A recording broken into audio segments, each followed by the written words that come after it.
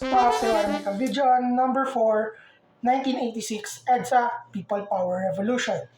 The People Power Revolution, also known as the EDSA Revolution, was a series of mass protest demonstrations in the Philippines, mainly along EDSA or Epifanio de los Santos Avenue in Metro Manila from February 22 to February 25, 1986.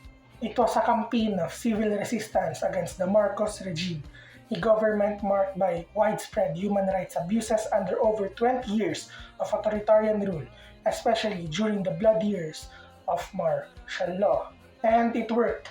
The Marcos family was eventually forced into exile and democracy was restored.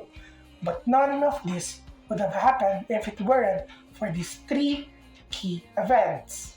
The first one was the assassination of Ninoy Aquino at an airport now named after him. The late Senator Benigno Simeon Aquino Jr., widely known as Ninoy, was the leading opposition figure against Ferdinand Marcos.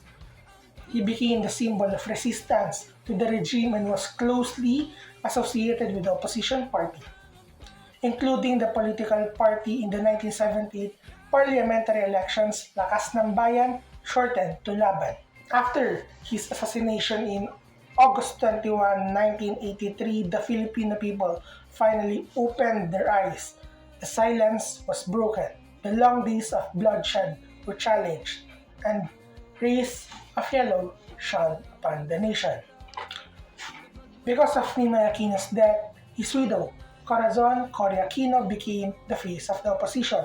She later ran against Marcos in the 1986 snap election and eventually became the president who ended the Marcos dictatorship. The second event was the defection of the late then Minister of National Defense, Juan Ponce Enrile, and Vice Chief of Staff of AFP, Fidel Ramos, from the Marcos regime. This movement also completely changed the direction of the protest, even though Enrile and Ramos defected for other reasons such as self-preservation and political calculation.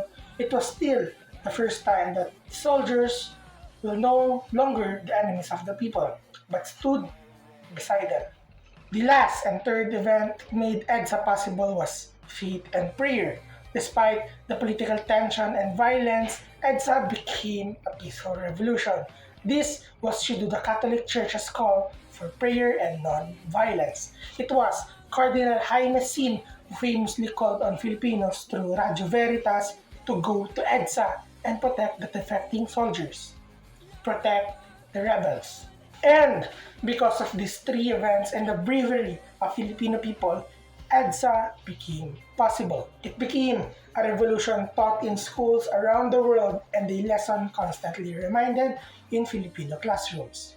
Because this was not a revolution fought with guns and tanks, but with rosaries, prayers, and the voices of ordinary people.